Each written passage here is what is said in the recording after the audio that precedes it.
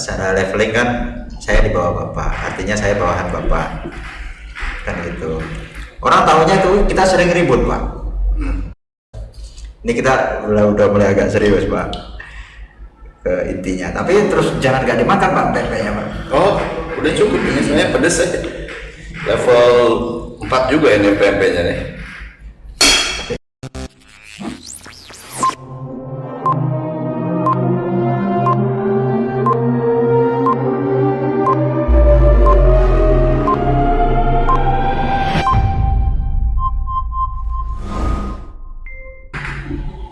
Pak Herwin, ya kabarnya pak. Kabarnya piye pak? Sehat? Sehat. Sehat lah ya. Jadi udah keliling tanggal berapa pak berangkat kemarin pak? Hari Senin tanggal 4 Oktober dari kantor sipil jam 7.10 sampai ke Rimba Bujang jam 1:06 lah. Jam 1 Ya, hari Senin. Ya, ini saya sebenarnya grogi loh pak. Jadi grogi ibaratnya, tapi kapan lagi ibaratnya mengundang, ibaratnya kedatangan tamu Pak Erwin tuh kalau diundang juga pasti susah kan, apalagi kalau saya yang undang. Ya, jadi teman-teman ini sebelumnya saya perkenalkan ya, beliau adalah GM pak ya, GM PT Sinar Sentosa Primatama ya, suatu kehormatan ya Pak Erwin ini bisa datang ke podcast saya, walaupun ya ini mohon maaf Pak, channelnya masih kecil, masih dalam rangka ya, kalau bayi itu masih merangkak aja belum Pak. Baru lahir, masalahnya baru lahir ya, ada beberapa video, cuman kita masih tetap belajar lah Pak, kamera aja masih baru satu Pak ya. Jadi teman-teman, ini karena beliau adalah orang muda, makanya di sini ini tadi saya diminta untuk tampilkan beberapa produk Honda ya, spare part Honda gitu. Jadi sebagai bentuk apresiasi, dan saya juga orang Honda gitu. Pak, jadi tadi saya sudah sampaikan bahwa saya sudah perkenalkan Bapak bahwa Bapak kan seorang GM Pak. GM dari tahun berapa Pak kalau boleh tahu? Di Sinar Sentosa 2014. 2014 Pak ya? Ya, sampai sekarang berarti 7 tahun ya. Sudah 7 tahun. Ya. Sebelumnya sempat di Mendeler Honda juga di Lampung. Ya. ya 8 tahun. 8 tahun Ya. Kalau sebelumnya juga di Jawa Barat 5 tahun. itu Honda semua Pak? Honda semua. Berarti mulai berkarir di Honda itu sejak tahun 97. Wah, luar biasa Ya. Tahun 97 saya baru kelas 6 SD Pak. 6 SD ya. Saya belum belajar. Maaf, kelas 1 SMP Pak. Berarti Bapak udah karir itu langsung jadi GM kan Kak? Berarti Ya. mulai karir dulu gimana awalnya? Saya dulu sebagai pertama masuk supervisor, dulu ditawarin di Jawa Barat itu mau jadi supervisor marketing atau teknik ya. Saya dulu pilih teknik. Di teknik Ya, bos aku dulu yang di Jawa Barat, gimana kalau misalnya di marketing? Wah, rasanya belum belajar ya, gitu. Pertama 3 tahun berarti di teknik, kemudian ditarik di tahun keempat udah di marketing di Jawa Barat. Kemudian setelah itu dibutuhkan satu manajer di Mendeler sudah di Patra Lampung. Pada saat itu kosong ya. Tapi Bapak awalnya home base-nya memang Jawa Barat. Jawa Barat. Di Jawa Barat. Tinggal di Cimahi. Berarti lahir di Cimahi. Cimahi. Itu sudah menikah belum? Waktu pindah ke Lampung. Oh, pindah sudah. Oh, berarti sudah menikah dulu. Berarti istri dibawa ke Lampung. Istri 10 bulan, baru 10 bulan setelah tinggal di Lampung baru saya boyong. Walau luar biasa. Ya. 10 bulan. 10 bulan, soalnya kan istri kerja di satu perusahaan bank, harus ngurus-ngurus juga, pindah. Satu kali boleh pindah di atas keinginan sendiri. Selebihnya kalau misalnya ada kebutuhan di perusahaannya. Ini kan keinginan sendiri. Iya. Jadi harus ngurus-ngurus dulu, baru bisa nyusul 10 bulan kemudian. Jadi artinya memang kalau secara latar belakang itu inline nggak Pak? Latar belakang pendidikan atau passion atau keinginan? Kan saya termasuk salah satu orang yang nggak inline Pak. Zigzag gitu ya? Iya zigzag. Sekolahnya apa, terus kemudian karirnya apa gitu. Ternyata yang membawa rezeki ya dinikmati aja akhirnya gitu. Kalau dari background, pertama saya ambil teknik mesin di satu sekolah cukup terkenal di Bandung, teknik mesin. Kemudian setelah itu ITB ya, benar ya? ya, terus kemudian setelah itu saya ambil, ibu saya sih sebelumnya yang mau anaknya sekolah lagi. Pada saat itu kan banyak sekali sekolah-sekolah business administration ya, MBA gitu. Saya disuruh sekolah lagi di Jakarta di IPI ya, jadi mengikuti permintaan ibu saya ambil business administration. Jadi kalau pertanyaannya inline atau ya sesuai sejalan, masih sejalan. Harusnya inline lah. Ya, teknik mesinnya ada ya di Honda, kemudian juga marketingnya ada juga dari business administration. Rasanya sih cukup jalan lah. Meskipun bukan itu cita-citanya. Cita-citanya ya happy aja. Happy aja. Dulu cita-citanya mau jadi polisi. Jadi polisi Pak ya? Ya, polisi. Kalau ibu saya maunya cita-cita anaknya jadi dokter. Ya, ternyata ya begitulah. Ya, tapi kan kalau bisa sampai kuliah di ITB kan memang dia perjuangannya luar biasa. Artinya bukan berarti ini punya duit atau enggak. Kalau faktanya sekarang kalau mau kuliah di ITB persaingannya banyak Pak, 1 banding berapa baru bisa diterima di sana gitu kan. Ya syukurlah ya bisa sekolah. Tapi memang teknik itu memang passionnya dari ini Pak, dari Dulu sih cuma ngikutin kakak aja. Wah, kakak aku masuk sana gitu ya. Ada 2 kakak saya di teknik, ya 2 lagi di sosial. Rasanya kayaknya laki-laki ini kayaknya bisa di teknik bukan di bidang sosial gitu ya. Ikut-ikutan aja lah. Jadi waktu kecil kan belum punya perspektif berpikir yang lengkap, yang bagus apa-apa. Jadi menikah tahun 97. Oh 97 menikah langsung bekerja.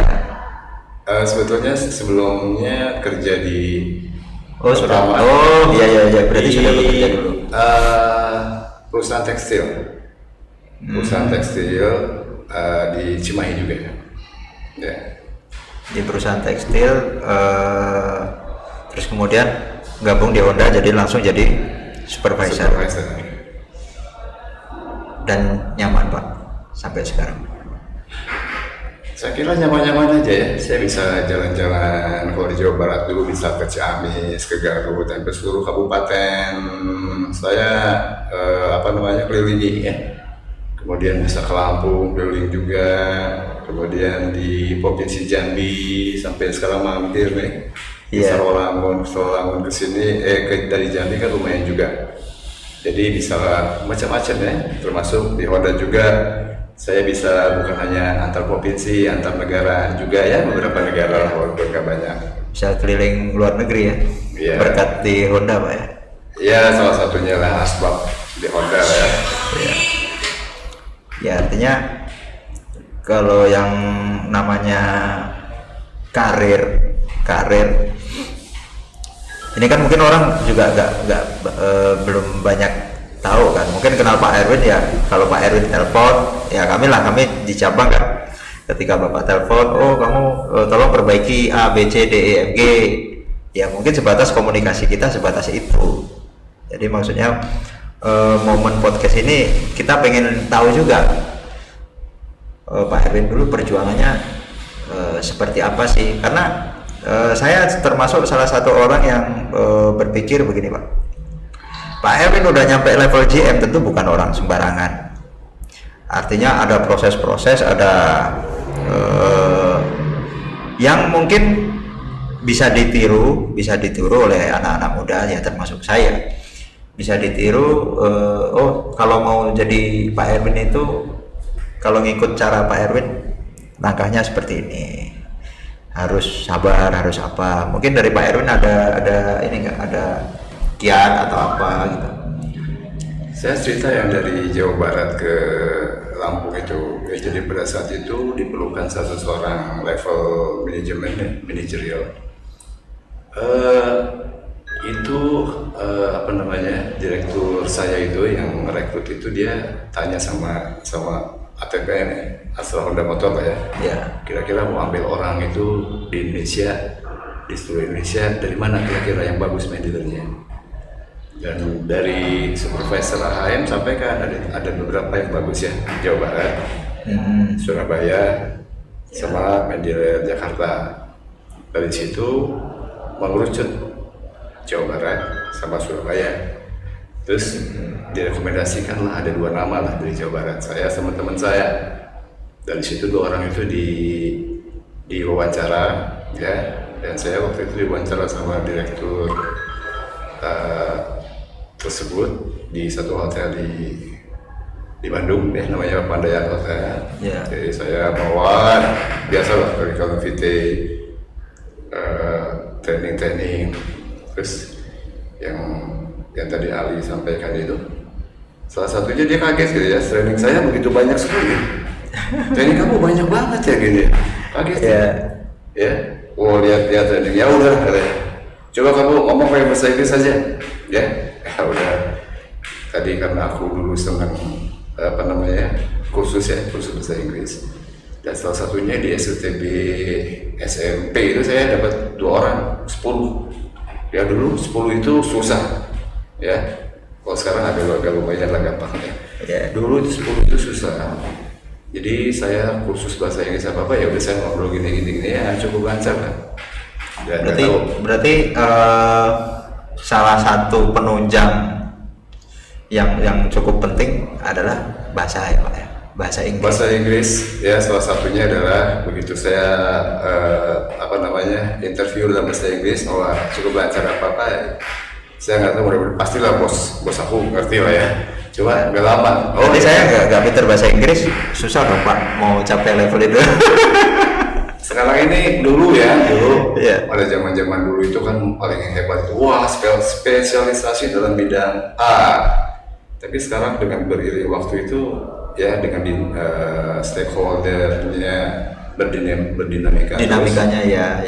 Harus bisa harus bisa bahasa Inggris, kemudian komputernya juga harus cepat, harus banyak, nggak hanya Word aja, Excel, PowerPoint dan lain-lain. Jadi sekarang ya mau apa aja harusnya sebenarnya sih bisa. Jadi contohnya itu salah satunya sih bahasa Inggris, kemudian bagaimana melakukan presentasi yang baik, bagaimana menganalisis sesuatu ya, sampai judgement, kemudian sampai alternatif solusi. Itu salah satu kesatuan gitu. Karena kalau misalnya cuma bahasa Inggris aja nggak cukup, yang lainnya nggak, ilmunya yang teknik mesin nggak ada ya, nggak nyambung juga. Kemudian kerja di Honda harus ya tahu lah yang namanya product knowledge ya, itu kan ada teknik mesinnya, bagaimana memasarkan dengan baik. Ilmu dari Philip Kotler dulu. Tapi pernah pegang pit juga Pak, maksudnya ya kalau di teknik mesin roda 2 atau roda 4 ya tetap ini ya, tetap pegang obeng, kunci, tetap ya dulu ya awalnya ya. Pegang-pegang sih nggak juga ya, cuma ya pernah training aja dulu di Daya ya, di Jawa Barat. Training TTL 1, TTL 2 kalau sekarang istilahnya. Oh, sempet TTL ya? Oh, pernah. Wajib itu supervisor tuh harus training TTL 1, TTL 2 sampai praktek sama bareng sama mekanik. Dulu juara 1 juga aku, TTL 1, TTL 2 ya. Begitu TTL 3 di Astra, sama orang asalnya nggak boleh. Soalnya ya disuruhnya observer aja. Gitu. Kami dulu saya supervisor, kecuali kalau saya kerjanya memang di bengkel boleh sama. Ya jadi sebenarnya kurang satu training lagi. Ya karena bolehnya hanya observer aja. Observer kan nggak puas juga, kita nggak bisa nyoba-nyobain apa, cuma liatin aja. Gitu. Jadi ya cukup inline, kemudian sekarang itu ya harus bisa apapun lah. Ya tuntutannya harus bisa. Artinya ideal lah Pak ya. Artinya ideal ya, maksudnya perjalanan hidup sama ininya. Menurut Pak Erwin kondisinya udah ideal lah, sesuai yang diharapkan. Ya oke lah, kira-kira cukup lah, nggak terlalu ideal lah ya. Atau masih ada yang mau dicapai lagi Pak setelah GM? Ya, tentunya semua ingin naik ya, artinya bahwa kalau saya sih ingin ya suatu saat ingin entrepreneur ya. Entrepreneur usaha ya. Usaha dan lain-lain gitu ya. Karena ya kalau kami karyawan Pak, saya sekarang di level cabang. Rasanya GM itu udah mentok gitu loh. Kecuali kalau mau lompat, ya udah kita buka usaha sendiri, kita jadi pengelolanya langsung, kita modal sendiri gitu. Cuman kadang-kadang kan ya berat juga, harus ngumpulin modal dan sebagainya gitu kan. Jadi kira-kira ini balik lagi ke cerita Pak Erwin ya. Hal terberat apa Pak kira-kira sepanjang ya, artinya apa aja ya, tidak harus berkaitan dengan pekerjaan. Artinya sekarang berapa Pak umur Pak? Udah berapa Pak? 50 sekian. 50-an lah ya. Artinya selama 50 tahun apa hal terberat apa yang kira-kira Pak Erwin tuh ya harus melewati sulit tapi bisa selesai gitu, bisa diselesaikan? Sih belum selesai ya. Justru malah belum selesai. Sebenarnya saya ingin dekat sama ibu saya ya.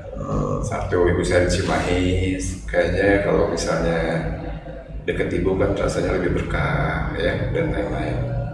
Sekarang dengan pandemi udah 3 tahun nih nggak balik, nggak ketemu sama ibu langsung. Iya. Kemudian istri saya ada di Lampung, belum bisa ikut juga. Anak Pak? Anak ada 2 dan istri saya kerja juga di sana di Lampung, mau ikut ke sini juga, anaknya sekolah tangguh ya. Itu aja sih sebetulnya yang kira-kira belum melengkapi ya kebahagiaan. Artinya ya mungkin saya bisa berani klaim saya lebih beruntung Pak ya. Ya betul. Dari sisi itu ya. Walaupun setiap manusia kan benar Pak, benar. Ya, ada yang waduh ini dikasih ujiannya apa beda-beda. Apa namanya ya, konsekuensi. Artinya ketika kadang-kadang kita kan dikasih 2 pilihan kan. Saya pilih A, saya harus kurangi yang B gitu. Ya. Kalau pilih dua-dua juga sulit. Ya, kadang-kadang nggak bisa dipilih dua-duanya kan. Kadang-kadang nggak bisa dipilih dua-duanya kan. Itu. Jadi anak kelas berapa Pak? Anak yang pertama baru naik semester 5. Jadi terakhir ketemu tahun ini lah ada ya. Tahun ini ada di Lebaran. Jadi kelas 5 SD. Enggak, ya. Semester 5. Oh, semester 5 kuliah. Ya, di Universitas Lampung, Unila, jurusan manajemen. Itu yang pertama, cewek, cowok. Yang kedua cewek di kelas 2 SMA. Ya. Tapi udah gede-gede Pak ya, sering komunikasi masih lancar lah ya. Ya karena ada itu aja, ada telepon aja, ada WA-nya, iya. Video call ya. Gitu. Jadi nggak apa-apa Pak, diangkat aja Pak. Iya nggak apa-apa. Nggak apa. Emang urgent. Ibu Wila ada teman Pak. Wila. Sama tadi Pak Eka. Saya tuh bingung ya Pak, mau podcast tuh bingung mau kalau sama Bapak tuh grogi. jujur grogi kan kita. Ya kalau secara kenal kan kita juga udah lama kenal, cuman kenalnya kan dalam ya struktur lah, artinya saya bawahan bapak atasan saya gitu.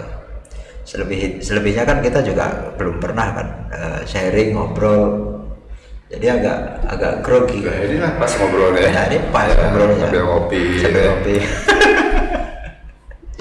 Ya mungkin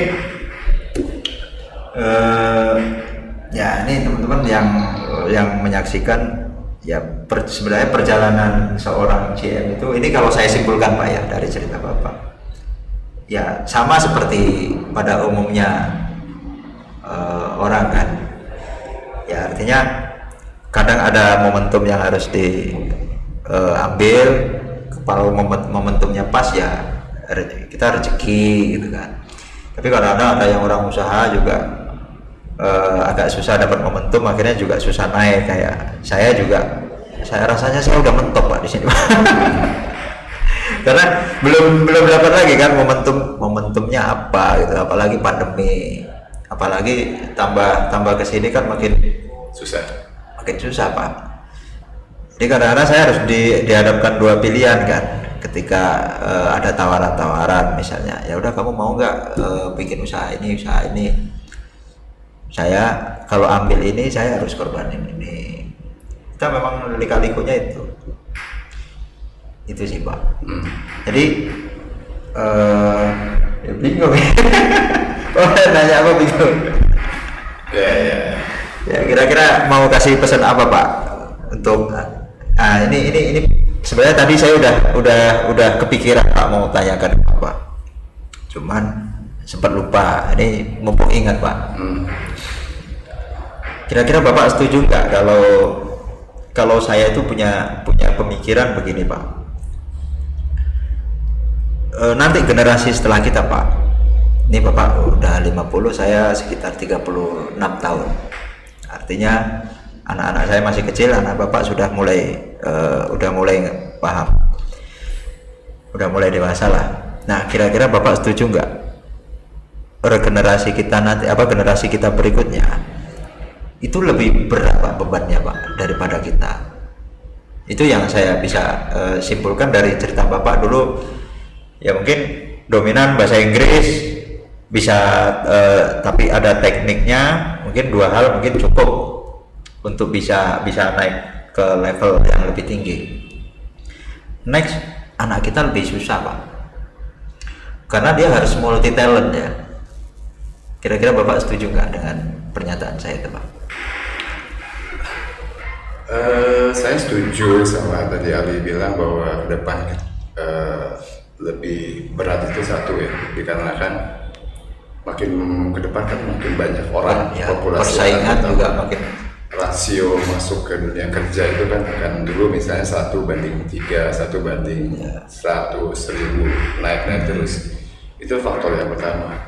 Kemudian yang kedua, sekarang dengan generasi milenial itu kan generasinya ingin semuanya serba instan, ingin cepat ya. Kemudian juga beda pada saat kita kuliah sekolah itu kan kayaknya disiplin ya.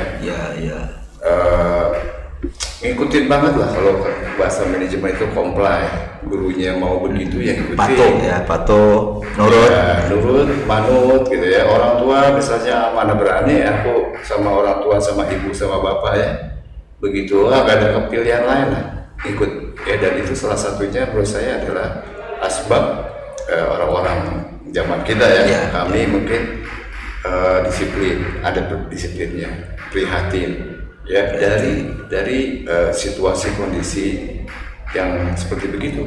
Tapi sekarang anak saya, anak-anak orang lain, aku dengar gitu kayaknya udah gak kayak begitu. Disuruh ini bisa pilih-pilih, di sini bisa agak ngelawan dalam tanda kutip apa dan lain-lain. Artinya satu dari sisi bagaimana dia tadi disiplin, prihatin, comply, patuhnya rasanya sih agak jauh ya. Dari situ ya ingin cepatnya aja dan lain-lain, sehingga kalau saya lihat beberapa orang ini sekarang ini beda banget lah itu ya. Ada pergeseran ya, pergeseran Seseorang nilai. misalnya dari sisi konsentrasi fokus terhadap kita meeting grup, kita lagi memperhatikan apa yang dibicarakan. Sekarang dengan adanya Sekarang ke gadget. gadget apa-apa, kita bisa meeting kayak begini, orang lain memperhatikan apa-apa dan lain-lain ya. Dan bisa jadi urusan pekerjaan dan bisa jadi urusan lain-lain bukan pekerjaan. Ya. Ya, kemudian tadi kalau yang ketiga ini kebutuhan seseorang, kebutuhan atau misalnya stakeholder itu, oh harus bisa ini, matriks ya, itu memang ada suatu tuntutan itu, nggak bisa misalnya, oke suatu saat kita dipindahkan mutasi promosi dengan bagian yang berbeda, itu harus cepat, learning curve-nya atau kurva belajarnya harus cepat sekali gitu ya, artinya bahwa kita adaptasinya harus cepat, bagus sekali gitu ya. Artinya saya sih itu yang saya pikirin Pak. Kadang-kadang anak saya besok mau jadi apa gitu kan. Ya sekarang anggaplah yang paling gede kan umur 6 tahun, baru kelas 1 SD. Belum lagi yang kecil. Sekarang lihat persaingan dunia ya dunia karir lah, kalau kita di lingkungan perusahaan kan persaingannya juga ketat. Saya beberapa kali interview Pak, pinter-pinter anaknya Pak. Nah, terus kemudian lihat di media sosial, di YouTube, anak sekarang tuh umur 20 tuh udah pinter-pinter. Ini mungkin dari sisi lain yang mereka kita anggap kadang-kadang kurang sopan. Milenial kan cuek, nggak peduli lingkungan kadang-kadang kan. Cuman di sisi lain mereka juga punya kadang-kadang harus punya kepintaran lain, dan saya khawatirnya nanti ada kekhawatiran lah Pak, nanti anak saya 10 tahun lagi, 15 tahun lagi ketika mereka dewasa ya tentu harus punya kelengkapan yang sangat dinamis dibandingkan kita Pak. Maka saya kadang-kadang sama anak-anak itu, sama anak-anak tim anak buah ya. Bedanya kalian sama saya tuh, saya lebih dulu gitu kan. Saya cuma lebih dulu lahir aja. Sementara kalian ya lahir belakangan, kamu harus berjuang lebih keras kan gitu. Itu sih Pak, itu yang kekhawatiran saya. Jadi setuju lah ya. Ya konsen lah dengan khawatiran itu. Kalau misalnya begitu kan berarti kan tugas-tugas kita bagaimana anak-anak kita atau generasi muda ke depannya dilengkapi dengan ada 3 hal. Kalau di kompetensi itu kan ya ilmu yang nanti harus dikuasai apa aja, skillnya, keterampilannya apa aja, dan ini kan comply terhadap apa yang dibutuhkan company masa depan ya. Kemudian yang ketiga itu winning attitude, karakter, sikap dan sifat positifnya itu ke depan seperti apa, itu yang jauh lebih harus kita provide sama mereka. Apa tuh? Wah, ini baru mantap ya. Ini Pak. Dan ada orang bilang bahwa generasi milenial ini salah satu kekurangannya itu nanti di leadership, ya, mendrive orang dan lain-lain. Itu dia lebih asik sendiri Pak. Ini salah satunya adalah leadership, dia akan kurang sekali gitu ya. Tapi kelebihannya mungkin dia akan cepat dia mencari sesuatu di explore internet, karena toolsnya lebih komplit Pak. Ya, sosial medianya dia harusnya kelebihan, mencari sesuatu bisa cepat ya. Tapi di beberapa hal yang kira-kira diperlukan untuk melihat orang, nah dia harus belajar banyak. Ya. Coba Pak, ini pepek sarulangan Pak. Oke. Ini coba dulu coba. Ya, sampai podcast ya bisa memakan tempe ya. Ini contohnya. Kalau nggak dituang aja Pak. Dituang aja Pak kalau nggak.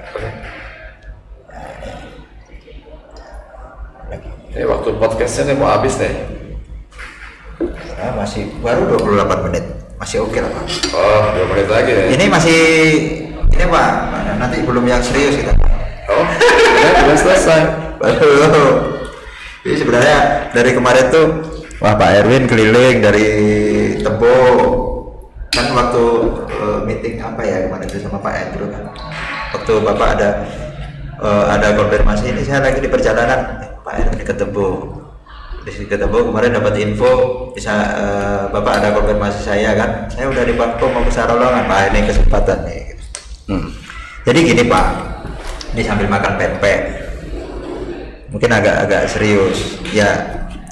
Mungkin sebagian yang kenal saya atau kenal dengan Bapak ya mungkin tahu bahwa secara leveling kan saya di bawah Bapak, artinya saya bawahan Bapak kan gitu. Orang tahunya tuh kita sering ribut Pak. Di luar tuh orang tahunya ini Ali ini pemberontak ini. Jadi sering komplain, sering ini dengan Pak Erwin gitu kan. Ini kita udah mulai agak serius Pak ke intinya. Tapi terus jangan gak dimakan Pak pempeknya Pak. Oh, udah cukup ini sebenarnya pedes ya. Level 4 juga ini pempeknya nih. Tapi enak nih Pak pempeknya. Enak dan murah. Tapi pedes. Cukup Kemarin saya beli apa tuh pedes tuh. Aduh. Berat banget ya. Berarti Jadi, enak ya. Nasi goreng di kafe Bangko pedes. Terus di Tebo ayam geprek, waduh, levelnya level 7 gitu. Jadi nggak suka pedas Pak. Kurang dikit aja. Kalau saya kadang-kadang sih Pak, tergantung moodnya sih. Terus gimana nih?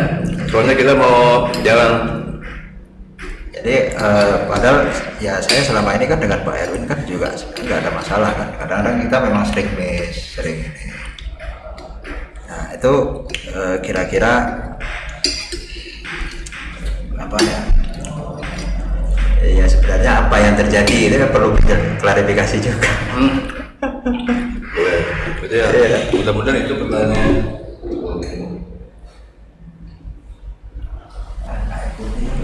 Mudah-mudahan itu pertanyaan terakhir ya. Kita mau badminton soalnya. Walah badminton jam 8 Pak. Persiapan dulu lah, mandi-mandi dulu di hotel. Ya, nah ini padahal itu yang penting Pak. Yang Oh ya, seru jawab kan. ya. Tapi Jadi, karena ini jadi gini nih, ya. Jadi di nggak apa-apa Pak, kan saya siap dikoreksi Pak kalau memang ada salah Pak. enggak deh ya. Ada pakai dia kali ya Pak. Boleh. Jadi kalau ada satu manusia, terus ada satu manusia lagi kan dia punya dua kepala. Ya, dua kepala. Dalam kepala itu kan dua pemikiran yang berbeda. Kenapa dia berbeda? Satu, ada dua manusia, A sama B, Erwin sama Ali gitu ya. Erwin, ya orang tuanya adalah orang tua Jawa satu, bapaknya Sunda. Oh, Ya, jadi Jawa Sunda. ya, ibu Jawa Solo, ya halus banget. Bapak Sunda halus juga, ya dengan kebudayaannya ya, Kemudian orang lain kan berbeda juga dari sisi orang tua. Satu, kemudian pendidikan dari orang tuanya, nilai-nilai keluarga yang ingin dibangun di seluruh keluarganya kan berbeda-beda juga, ya. Kemudian yang kedua, katakanlah bagaimana spiritual seseorang, baik dari agama, dari dan lain-lain kan pasti itu walaupun agamanya sama, tapi kan kedalaman, keluasan, perspektifnya dan lain-lain juga beda. Kemudian ketiga, sekolahnya juga ada berbeda. Sekolah misalnya bukan dari sekolah itunya ya, tapi misalnya jurusannya udah berbeda. Ya. Kemudian mungkin dulu streng banget ya tugas-tugasnya, pelajaran kosongnya jarang gitu ya. Ya ada juga yang sekolah bisa berbeda. Kemudian teman-temannya kan beda-beda. Ada temannya Ali, teman-temannya banyak community gitu ya. Aku teman-temannya berbeda ya. Kemudian tuntutan pekerjaan dan lain-lainnya berbeda, pola pikirnya berbeda. Kita mungkin beda ini. Buku-buku yang dibacanya akan berbeda. Kalau misalnya sama-sama dengar lagunya juga berbeda. Jadi akhirnya outputnya beda. Jadi apa yang ada di kepala kita itu kan sebenarnya berbeda. Kalau misalnya kalau kita mau berpikir ini tuh A B C D E F, teman kan orang lain belum tentu kayak begitu, berbeda. Ya, sehingga kalau ada perbedaan itu ya biasalah. Biasa. Ya, gitu. Jadi perbedaan adalah sebetulnya kan rahmat. Tinggal Kebetulan saya Jawa Timur, Pak. Nah, oh iya, Jawa Timur lebih kencang kan? Jadi makanya kadang-kadang mungkin responnya beda. Ini mohon maaf Pak, kadang-kadang ketika Pak Erwin kasih instruksi misalnya, angan-angan saya nggak cocok. Nah, cuman kan secara realnya kan kita kan nggak pernah bertengkar, Pak.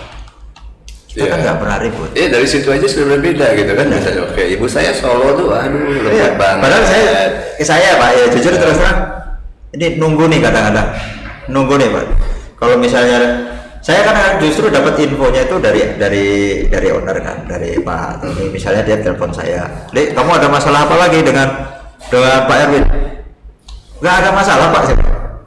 Serius, kenapa kok dia komplain gini, kamu harus perbaiki. Ya saya kira itu dinamika aja lah, proses aja lah, saya kira gitu ya. Tadi kalau berbeda itu gitu ya, saya didiknya adalah sama orang tua tadi, langsung komplain, patuh gitu ya, laksanakan.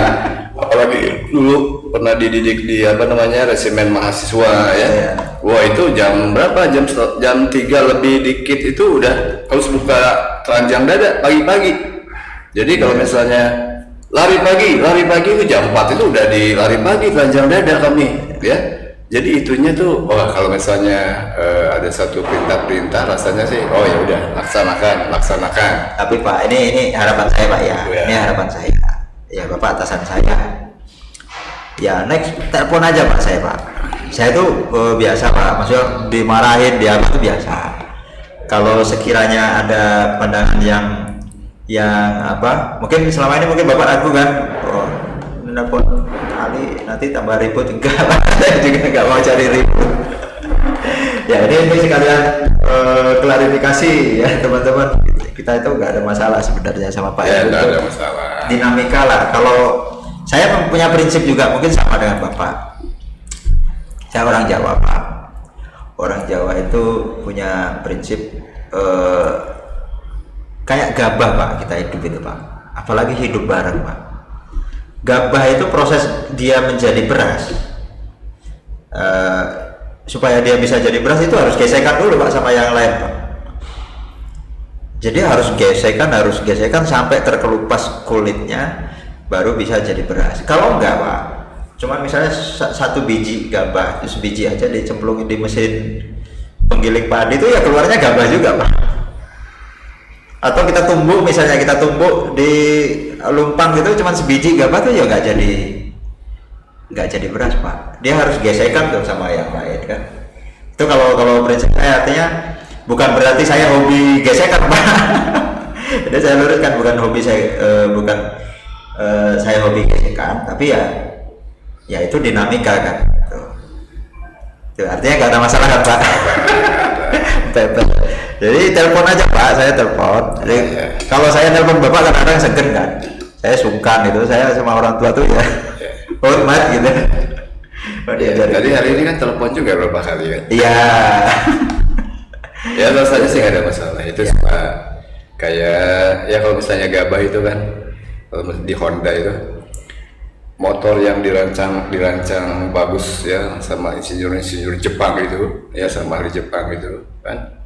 Pada dasarnya pada saat gerak gitu kan bergesekan juga antara di chamber ruang bahan bakar sama piston kan bergesekan. Bergesekan itu asalkan motornya bisa maju ke satu arah tertentu ya, dengan dieliminasi sama ya oli mesin ini gitu ya, sehingga ada gesekan nggak apa-apa, tapi untuk maju kok.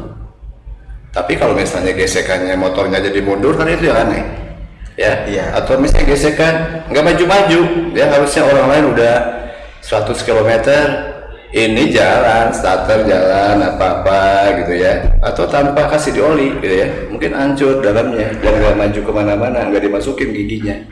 Nah itu boleh-boleh aja, tapi masukin gigi giginya kapan masuk ke gigi 1, gigi Ya, 2, ada momennya. gigi 3, gigi 4. Ya. Terus pada saat di jalan nanjak itu harus gimana? Apalagi gigi berapa? Ya, tapi kalau Sampai misalnya jalan mau berapa? jalan tapi giginya gigi 4 gitu ya. Oh ya hancur lah mesti. Ada yang mikir Kayak kebalik gitu. Pak. Hah? Ada yang mikirnya kebalik. Ya. Gigi 4 aja nggak kuat, apalagi gigi 1. Itu salah satunya tadi pola pikir yang Pola tadi. pikir, ya. Atau satu lagi, memang nggak nyampe, pikirannya nggak nyampe, ya sehingga tadi, wah apalagi gigi 1, gigi 4 aja nggak bisa. Tadi kan bagaimana kontur jalannya, ya. bagaimana performance mesinnya, bagaimana yang naik itu sendiri atau 2 atau 3 orang bebannya kan, kira-kira seperti begitu. Bagaimana kita harus pilih motornya seperti yang mana, gitu ya. Ya. Kira-kira cukup kompleks lah, ya. Ya Pak, gini Pak, saya nggak minta Bapak kasih masukan sama yang lain. Mungkin yang lain pemirsa di channel ini yang nonton mungkin udah lihat dari awal, pasti ada yang bisa diambil. Saya pengen Bapak yang kasih masukan ke saya Pak. Kira-kira ya selama ini dari sisi komunikasi, dari sisi apa sih kira-kira yang harus saya perbaiki gitu. Kan saya nggak bisa nilai diri saya sendiri Pak. Kira-kira apa Pak poinnya? Ya, ini atau pesan lah yang bisa jadi. saya ingin ke banyak orang juga lah ya, ada katakanlah ini pesan. Iya. Pesan-pesan, walaupun ada beberapa yang diambil sama Ali atau dan siapa. Yang pertama bahwa dalam satu komunikasi yang baik itu ya diperlukan siapapun adalah pada saat kita mendengar itu adalah kita meriset, mengkalibrasi, menzirokan, mengenolkan apa yang ada dalam pikiran kita. Jadi kalau apapun siapapun yang ngomong, siapa yang bicara itu kita sudah menghilangkan apa-apa yang ada di dalam pikiran kita. Ya, tidak ada judgement apa dan lain-lain, sehingga sebelumnya bicaranya apa sih? Message-nya yang disampaikan apa sih? Jadi satu, misalnya orang bicara dalam situasi emosi tertentu apa tetap kita rasional ya. Satu, oh dia bicara 1, 2, 3, 4, 5. Tetap objektif lah intinya Pak. Itu yang pertama itu. Jadi dalam komunikasi itu kita nolkan, sehingga seluruh message yang saat diterima sama kita itu betul-betul ya mengarah ke sempurna, lengkap. Jangan sampai kita mendengarkan seseorang, tapi seolah-olah kita sudah berkomunikasi.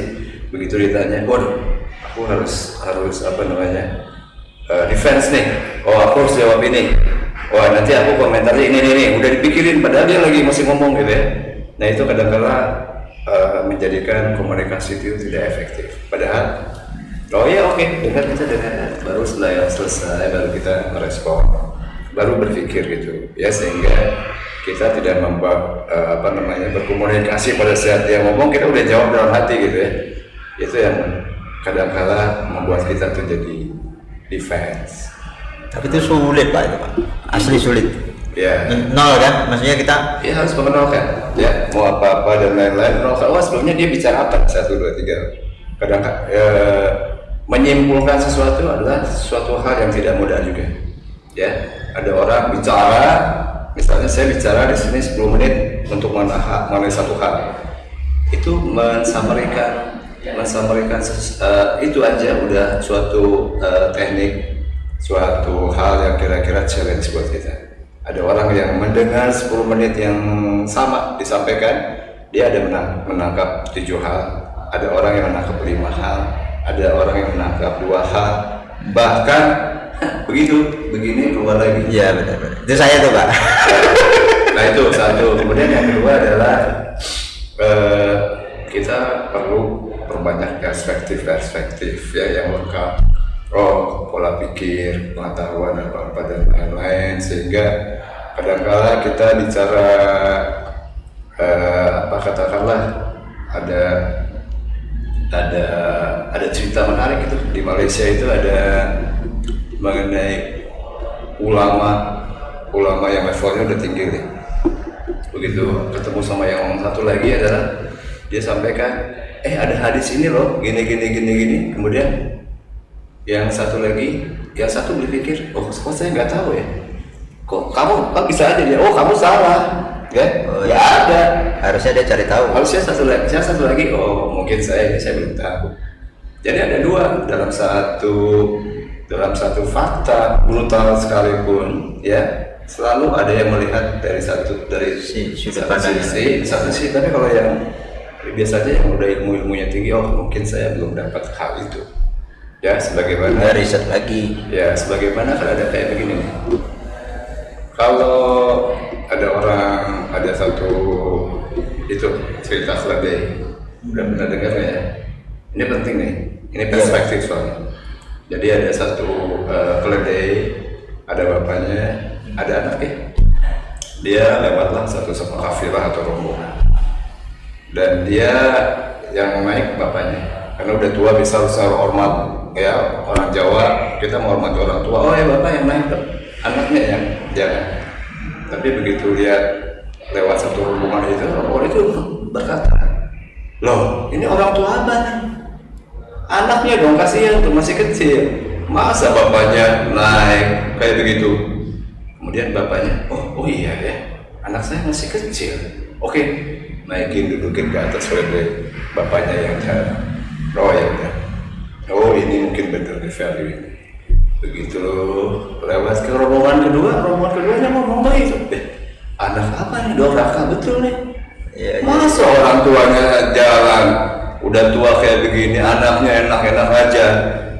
Orang tuanya dengerin, oh iya juga ya, kita salah tadi di sana, sekarang di sini salah. Nah, sekarang gini aja deh, kita itu aja dua-duanya jalan deh, ya. Ya, jalan tutur. Dia ketemu sama rombongan ketiga ngomong, loh kalian tuh seperti apa sih, kalian orang itu, kalian udah punya keledai, ya Masa kenapa kalian naikin? Ya kalian kan beli apa dan lain-lain, Iya, benefitsnya iya. atau apa ya? Oh iya, salah juga kita ya. Dan udah kalau begitu sekarang kita naik aja, tapi berdua, ya oke, naik berdua karena ngikutin dari value yang tadi rombongan ketiga. Begitu itu ketemu lagi sama rombongan yang keempat. Aduh, kalian tuh seperti apa nih, bapak sama anak di atas keledai? Gak tahu kalian gak punya peri kebinatangan? Keledai kecil-kecil gitu dinaikin 2 orang, gitu ya? Aduh, salah lagi. Terus akhirnya gimana? Tadi ini satu salah, aku di atas salah, anak di atas salah, dua-duanya nggak naik salah, dua-duanya naik salah. Salah gimana? Supaya kesalahin? Udah gini aja, kita bawa keledai itu kita ikat, ya sekarang keledai itulah kita angkat berdua lah, gitu ya. Coba kita seperti apa, ya. Jadi di rombongan selanjutnya juga disalahkan juga itu. Iya. Loh kenapa ini keledai? Naikin dong gitu. Ya, jadi artinya dari sini aja pola pikir, kemudian mindset, perspektif berpikir itu udah beda-beda. Ya tiap orang punya dengan tadi dari pendidikannya, agamanya, orang tuanya, apa dan lain-lain. Jadi kalau misalnya ada perbedaan kayak begini, Normal. saya biasa-biasa aja gitu ya. Justru saya menikah karena berbeda, Pak. Saya menikah sama istri saya itu karena berbeda. Oh, sama saya ngomong. Nah, yang penting kan beda lain jenis ya. Iya. Kalau sama saya nggak mau, Pak.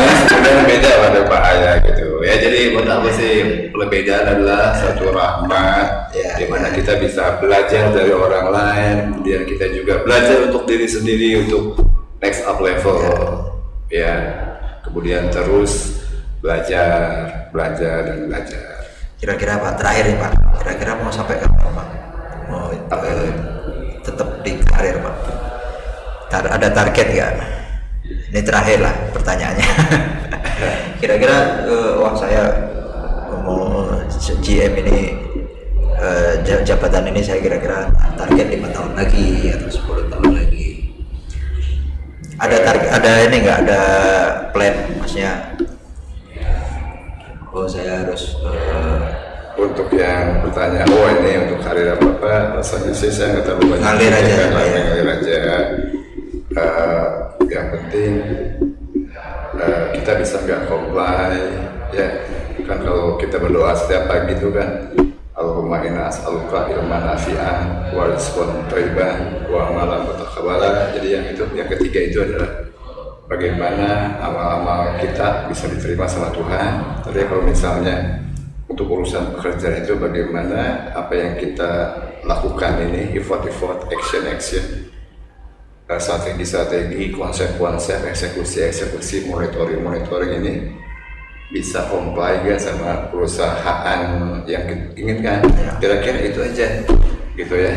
Kalau misalnya kita bisa comply sebagaimana tadi amanah mutaqabbalah, ya udah kira-kira begitu. Kalau misalnya ya tentunya sambil pesan sama yang lain ya, bahwa kita ya kerja keras tapi diiringi sama kerja cerdas, kerja kita kualitas kita juga kita tunjukkan juga, jangan kerjanya biasa-biasa aja. Tapi tadi Ali bilang apa yang kita akan tinggalkan juga ya, berkualitas. Kemudian kerjanya ya dari hati lah ya, ikhlas. Dari misalnya dari harus di pressure, tapi gimana keluarnya dari internal keluar.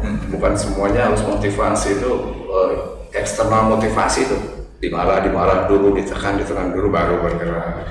Tapi kalau bisa nggak usah dimarahin, nggak usah dari eksternal, tapi dari internal itu ya memang tugas kita.